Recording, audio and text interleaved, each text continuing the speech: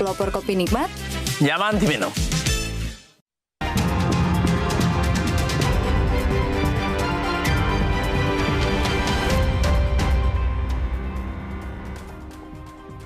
Terima kasih Anda masih bersama kami di Kompas Petang, saya Cynthia Rompas. Saudara mantan Menteri Komunikasi dan Informatika yang kini menjabat sebagai Menteri Koperasi, Budi Aristiadi membantah mendapat jatah dalam kasus mengamankan judi online di Kemenkominfo.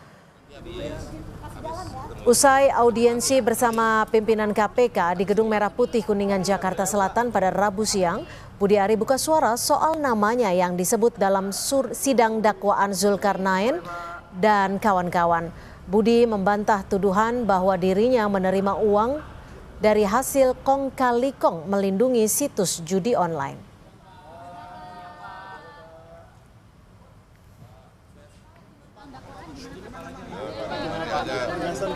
Gusti Allah boten sare, Tuhan tidak pernah tidur. Selesai. Pak, soal manuver. Pak, ini Pak Kapolri juga katanya siap panggil Bapak kalau misalkan terbukti gitu, Pak. Apa lagi ya? Lagu lama kaset rusak. Ya. Tuh itu aja dikutip tuh, lagu lama kaset rusak.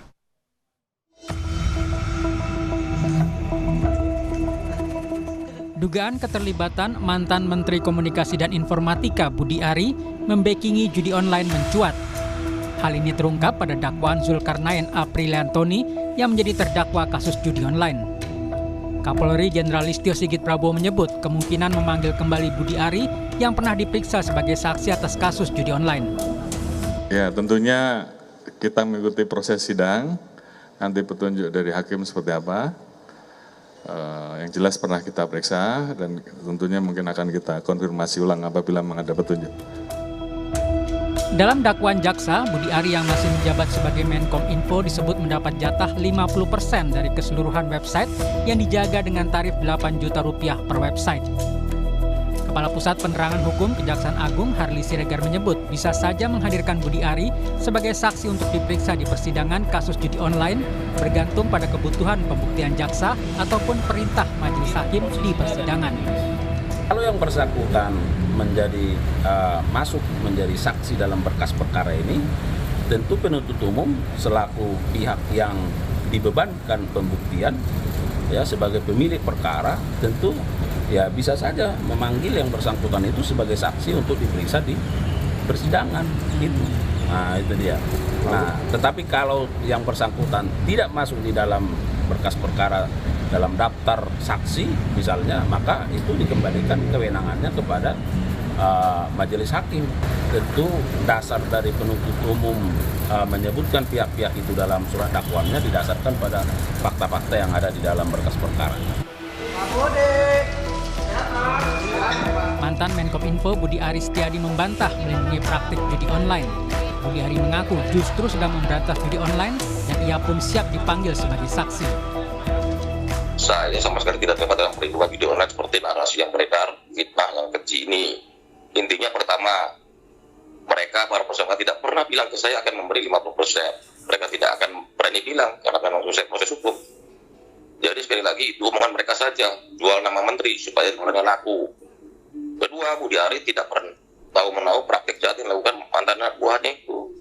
Dia baru mengetahui setelah kasus itu diselidiki kepolisian dan terungkap ke masyarakat.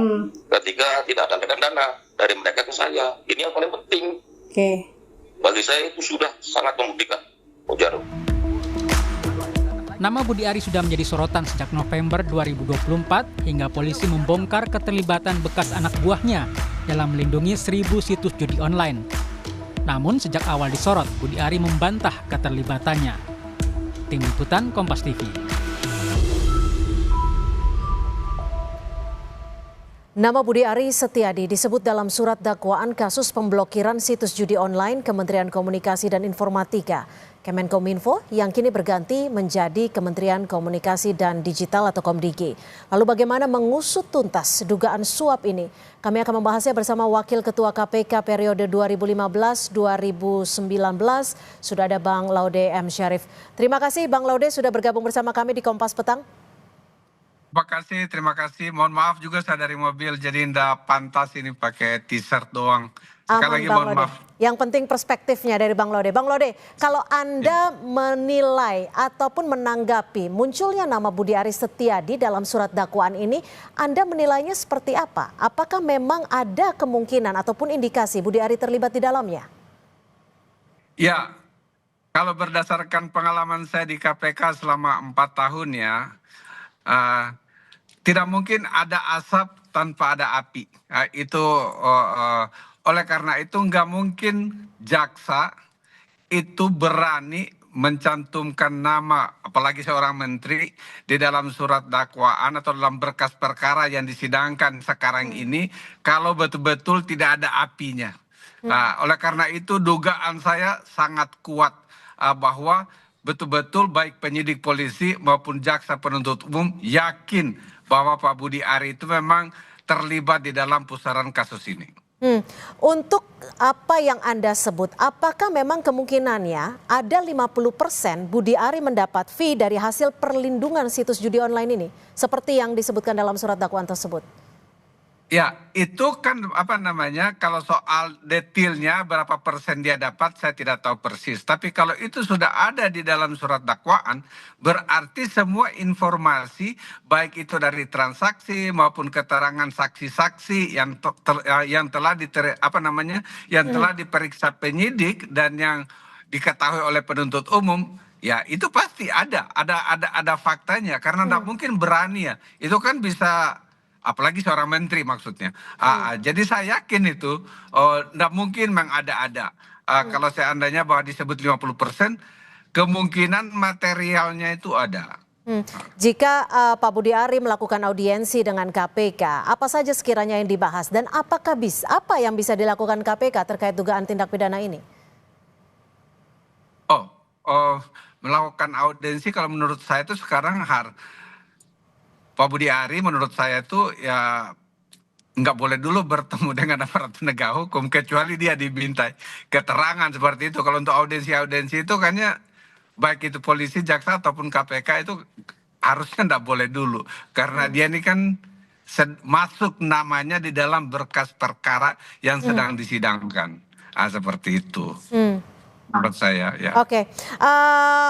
Bang Laude, ini kan alat crawling Kominfo ini diduga digunakan untuk memetakan situs judi online yang dilindungi dengan memberikan fee khusus agar tidak ditutup saat itu. Apa yang bisa sekiranya ditelaah oleh baik itu jaksa, baik itu penyidik untuk membongkar kasus ini? Siapa-siapa saja yang terlibat di dalamnya? Ya, saya pikir itu kan yang pertama itu adalah yang perlu adalah karena yang menutup, yang memiliki kewenangan untuk penutupan itu adalah Kementerian Informasi waktu itu. Jadi memang penyalahgunaan kewenangan itu ada pada mereka, itu yang pertama. Yang kedua yang biasanya aparat penegak hukum seperti polisi kalau mengetahui melaporkan, pasti itu bisa dikerjasamakan juga dengan aparat APH ya. Terus ada lembaga sandi negara, mereka juga punya kewenangan mengetahui. Tetapi untuk penutupan itu kan sudah diketahui bahwa lewat Kementerian Informasi waktu itu. Jadi sebenarnya memang yang punya kewenangan utama itu mereka, sehingga kalau misalnya terjadi ada suap menyuap untuk mana dipilih, mana situs yang ditutup, mana yang tidak ditutup, itu ada sama mereka. Jadi memang korupsi itu selalu kan berhubungan dengan kewenangan. Oleh karena itu, jadi memang kalau dia masuk di dalam berkas perkara namanya, saya kok sekarang ini yakinnya itu belum 100% tapi lebih dari 75%. Bang Laude, jika Anda tadi menyebut berkaitan dengan kewenangan, apakah ini artinya dugaan keterlibatan dari Budi Ari ini juga bisa menyasar ke pejabat-pejabat lain, tak hanya di lingkungan Kemenkominfo? Ya, yang terkait kemungkinan. Jadi polisinya penyidiknya itu harus tidak boleh menutup diri hanya fokus pada satu instansi, tapi mereka harus memperluas penyidikannya itu kepada pihak-pihak yang memiliki kewenangan yang lain. Itu tentunya yang harus ditindak itu hanya yang memiliki peran-peran kunci seperti itu gitu. Ya. Jika nama seorang mantan menteri seperti itu disebutkan dalam surat dakwaan, apakah ada kemungkinan besar ketika mantan Menteri Kominfo ini dipanggil sebagai saksi dalam sidang selanjutnya? Sangat mungkin. Tergantung misalnya jaksa melihat itu penting, boleh. Tapi kan bisa juga oleh pengacaranya dia panggil sebagai misalnya dia untuk menyangkal semua tuduhan itu, boleh juga. Tetapi ya bisa diperiksa, bisa diperiksa di pengadilan. Kalau Tergantung untuk aliran jaksanya. dana dan juga transparansi aliran dananya ini, bagaimana sebenarnya cara mudahnya untuk menentukan siapa-siapa saja yang terlibat? Karena kan sebenarnya kalau untuk transaksi dana sudah ada bukti-bukti yang bisa dibuka sebenarnya. Ya sebenarnya itu sudah gampang kalau semua transaksi dana khususnya yang menggunakan bank dalam negeri pasti di PPATK sudah tahu, sudah ada.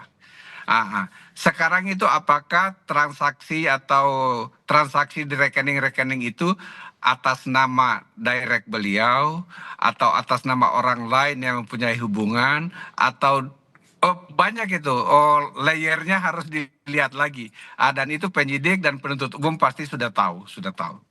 Baik, kita akan Makanya nantikan. mereka berani, ini sebenarnya makanya mereka berani mencantumkan di dalam surat tuntutan dakwaan itu. Kalau tidak ada itu, makanya saya bilang tadi, kalau tidak ada api nggak mungkin itu ada asap. Itu aja. Baik, nanti tentunya akan dibuktikan di persidangan. Terima kasih Bang Laude M. Syarif, mantan Wakil Ketua KPK. Terima kasih, selamat sore. Saudara, informasi lainnya masih akan kami hadirkan selepas jeda, diantaranya apa dampak hukum dari pembuktian ijazah Jokowi yang kini masih menunggu hasil uji lapor Polri. Akankah hasil uji lapor menjadi penentu? Perbincangannya akan kami hadirkan selepas jeda bersama Tifal Solesa.